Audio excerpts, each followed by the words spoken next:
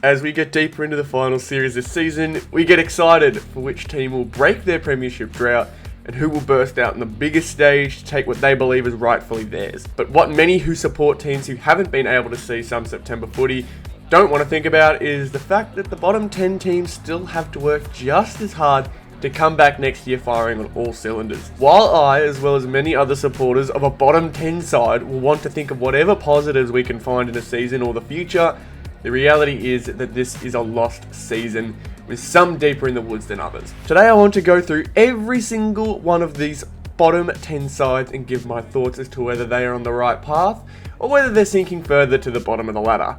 This is AFL 2023, The Losers.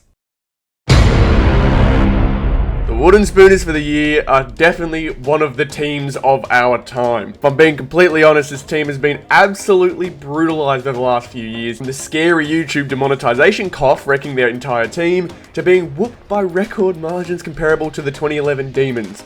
They have had fairly forgettable year for their standards, but probably quite memorable for those who enjoy torture. The few moments they had some enjoyable footy is their win against the Giants, which, by the way, how? A solid win against the de facto depression rival of the year, North Melbourne, and the exciting growth of players like Ruben Jimby and Oscar Allen, who I imagine all Eagles fans pray he takes Josh Kennedy's talent like the Monstars. Beating the Dogs is also fairly impressive, but we'll get to them. I don't think anyone would be surprised to see them down at the bottom again next year, whether they're Wooden Spooners or bottom four is to be decided once the season comes around. The one thing that remains the most impressive fact about this club is that they remain one of the most loyal and supportive fan bases in the competition, finishing second in members for the year despite the results. I do like this team. I find them likeable and I sympathise with their situation, but things don't look like they're changing anytime soon, and you can only hope that they find some luck in the near future.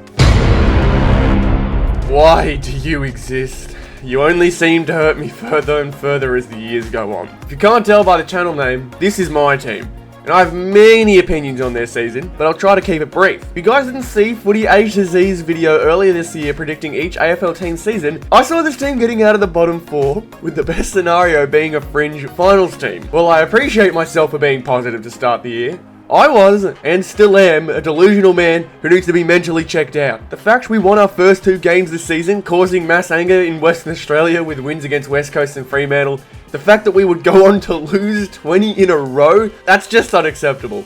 And any other year, we should have been the Wooden Spooner for the third straight year. But believe it or not, we went into the final round actually being the Wooden Spooner, with our fans fully accepting that our streak would go to 21 in a row, Harley Reid would be ours, we'd add another piece of talent to a roster that seems to enjoy wasting it every year, and wouldn't that have been nice? Because right as we thought he was ours, we went ahead and took out Gold Coast. I'm, however, still one to try and be positive with my time, as what's the point of supporting it if I don't at least try to find reason behind the chaos? So in saying that, Larky is a future 3-time Coleman medalist, Harry Sheasel is the rising star and a future Brownlow medalist, and LDU is getting his first Brownlow next year in a premiership season that will go down in history, and if you do not agree with me, I will find out where you live and bring hell upon you. I remember hearing people at the beginning of the year talking about how they couldn't even see this team winning 4 games and thinking that they'd be tanking. While they certainly weren't the best team this year, I certainly say they looked fairly strong for a majority of the season without putting wins on the board. Their group of young players shows lots of good signs, with hopefully the time and experience giving them all a boost in confidence and skill as their year finishes up. Honestly, don't have too many bad things to say about these guys, even though they were a bottom 14. I wouldn't say they're underrated, nor would I say they're overrated, just in the nice spot that has you rightfully excited for what this team could pull off in the future, but realistic that they're not quite ready to compete at a high level regularly. Maybe with a bit of talent, they could speed up the process a bit, but right now I see them making finals again in 2025. Fun fact, which I actually couldn't believe when I heard it, did you know Hawthorn hasn't won a final since the 2015 Grand Final? To me, it's crazy to think a team, after winning 3 premierships in a row, has just completely dropped off like that in terms of final dominance, but here we are.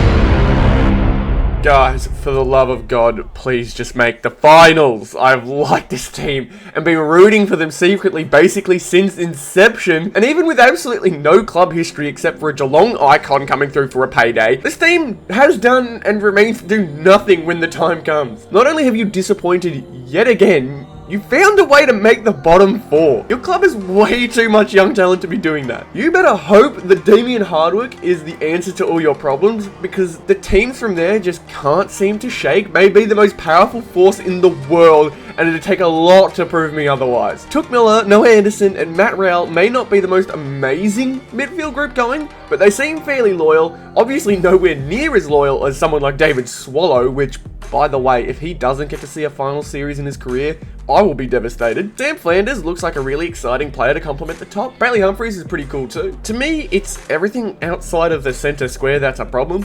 Your forward line is run by an on and off Marbiel Chol, the original Harry Mackay in Levi Casbolt, and Ben King, who honestly looks lost in 75% of his games. Your backline is anchored by Sam Collins, who, no offense, but I've always felt like he's a little bit overrated, but I'm more than happy to be proven wrong and honestly unsure who else is in the backline. That's how thin it is, or at least how thin it feels like. Other players like Lukosius, Ellis, and McAndrew pique my interest sometimes, but it's all a bunch of meh, proven by their loss to North at the end of the season. All in all, please just make finals. You don't even have to win one, just please make them. G'day Dockers, hope you enjoyed your window of notoriety. It was incredibly short, but at least you had your nice finals comeback win last year to make it worth it.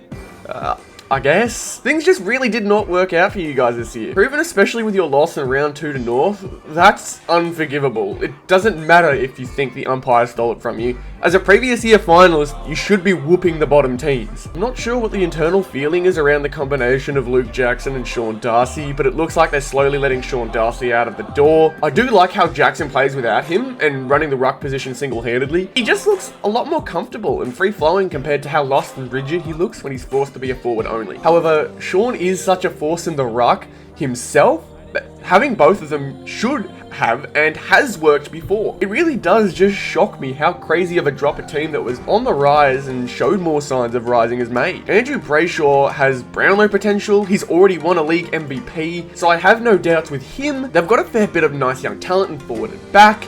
This year may just be a case of the sophomore slump. That phrase may confuse some people in this situation because this isn't anyone's second season in particular. I use this phrase to mainly point out that when teams struggle the year after their breakout year, it may lead to a big follow-up. I mainly think about Melbourne back in 2018 when they made a preliminary final and then struggled the year or two after, but then they bounced back to form and took the flag in 21. Some teams can have what it takes to click and have their moment, but find it hard to keep it up over a long period of time until they have a bit more experience under their belt. At least I'm sure Freo fans are hoping they bounce back, because the only good thing about them at the moment is that every single retro jersey they make has W Riz. I talked about Hawthorn and how they're on the way back up from their dynasty days. Well, for you guys, it's quite the opposite. Legends of the club are retiring, talks of certain players leaving the club. It's looking fairly scary. Personally, I'm all here for it, but I'm sure the supporter base is not looking forward to what the next few years could look like. Personally, I think they should go full rebuild, but they do have nice young players to work with. However, my problem with this team is that I think they're about to be stuck in no man's land. They signed Jacob Hopper and Tim Taranto with the idea they'd be used to help them stay at the top of the table, which is hilarious considering where they came from and how well they've been doing without them. Shea feels a tad overrated, but has his moments where he is levels above the rest. Jaden Short is pretty solid, and Hank is certainly a tank when he can hold himself back from rocking opponents, and Daniel Rioli and Liam Baker play with a certain knack that I've always enjoyed as a spectator. This team has relied on a certain core group of talent for quite some time now, and it's time for the young guns to take over. But for now, enjoy mediocrity, and please don't ever come back. I may have seemed a little harsh with Richmond's assessment, but if you thought that was harsh, you don't know how happy I am to see this team crumble. This team has always given me the look of a bunch of spoiled little brats who've expected flags and cups to be handed to them on a platter. This team seems to always land the biggest talent, make every finals because of it, and then waste their opportunities. Last year was a long time coming and should have happened so much earlier. And now that you've done it, I'm so happy you're on the way out. At least that's what I hope is the case, but I already saw articles talking about how they may be taking Sean Darcy from Freo, so I guess joke's on me. I have no problem with any player or on any team ever. I'm aware that at the end of the day, it's a choice they're going to make to benefit themselves, feed their families, and further their careers. But God, does it frustrate me how much talent this team manages to sign. The few players they have raised from the draft have worked out, I usually like them, and have no problems with them. Except for Tom Hawkins. I wish I had his aura, and I'm incredibly jealous. However, if I'm to be honest, this will probably be your one lone year outside of the top 8 before you find a way to work your magic and make another grand final. Please feel free to use this video as a jinx.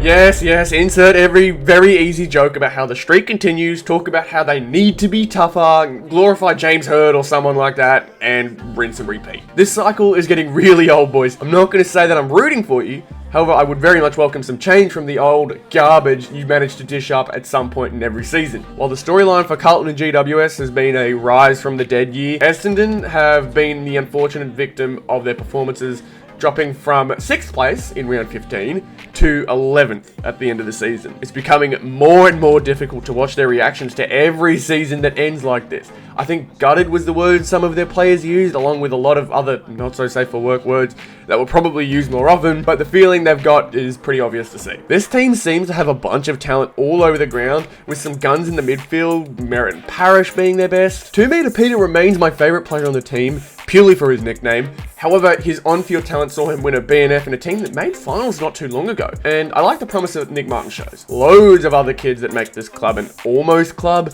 So many promising talents that can't quite get this team over the hump. Your short-term goal is pretty simple and has been for a long time now. Make some noise in the finals. But I don't think anyone in the club should be aiming for that. The mindset in the club should be to aim for the stars, and then the finals win will come with that. It's just about what you need to do to get there now. I don't like trying to remain positive with Essendon, but man, do they need a mental strengthening adjustment or what? Wait, what are you guys doing here? This video is for the losers of the season. You guys made the finals, didn't you? I like it. Oh. Well then, I guess it's another year on the bounce back then. I can recall 2 games this year where you should have been awarded, or at least had a shot at the win, and I wouldn't be surprised if there were more examples. Their game against Sydney is the obvious one fresh in everyone's mind, which you cannot deny in any way should have been seeing them walk away with a final spot. I'm not one to blame umpires or officials in any way. 99.9% of the time, there will always be a reason outside of umpires as to why a team lost a game. But to me, this game falls in that obvious 0.1% because what more can they do? They kicked the goal and it was incorrectly called. It's as simple as that. The other one was against Collingwood, where in the last 10 seconds, Dawson was taken high when you look back at the play. But that one I don't excuse because he could have missed the shot if it was paid, and you can't rely on a call to hand you a win. You just can't put the game in the umpire's hands. Looking away from this season though, so much to be keen on going into next year. Dawson seems to have been an amazing pick for captain. Rankin was a really nice pickup. Laird and Keys are goers. Fogarty has been a solid forward option, and Walker, in an already incredible career, has managed to have a career best season, kicking 76 goals, in which that would have seen him win the Coleman in any year except this one, all the way up to 2016. This is probably the only team that I have no doubt whatsoever that next year we'll see them break through the drought and hit the final squads, but it's just about how much of a step up can they take. This team is solid from back to front and has really just been a victim of the wrong side of the coin whenever it comes down to luck. It was much less them being the disappointment this season rather than the circumstance itself being the most heartbreaking thing for them, which is the complete opposite for the team that's coming up. And to me, last but definitely least, the Western Bulldogs. Man, am I happy you didn't get bailed out yet again.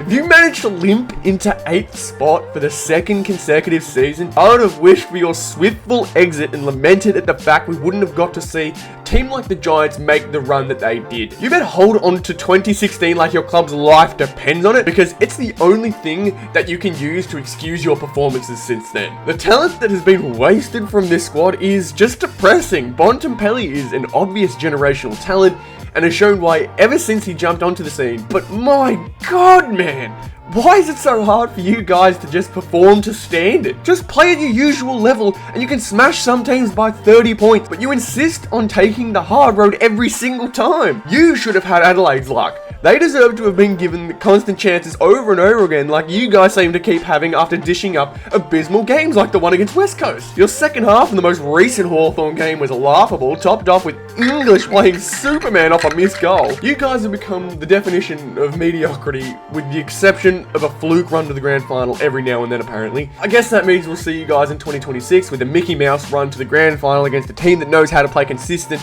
and strong football. Once Bontempelli hits the wrong side of his playing career and starts to drop off after all the years you've wasted him, you should rebuild and flip the club upside down in hopes you create a consistent winning culture, because you guys are stuck until then. All you guys have seemed to show me is that there's no way you guys can find a way to create consistency, and you'll keep disappointing your fans until something changes. Please prove me wrong. Please do. I've got family who used to play a massive part in your club, and it would warm my heart to see them become a regular success, but it's just clear now that it's not going to happen right now or for the foreseeable future. Well, that was an exhilarating way to finish this one. We have fun here, don't we? At the end of the day, none of what I say in this video matters for the direction of these clubs, but I rather like to waffle because it makes me feel important, and I like to play pretend about one day being the most successful GM for every club, but who cares, eh? But this was actually a lot of fun to do, so if you guys did enjoy this and are keen to see me talk about the final series as well, and how those teams perform this season, be sure to like this video and subscribe as well. I'm hoping to post more content like this in the future as compared to my regular content, so I really do recommend jumping on board if you enjoy this type of AFL content. Thank you so much for taking the time out of your day to watch, and I hope to see you soon. Goodbye.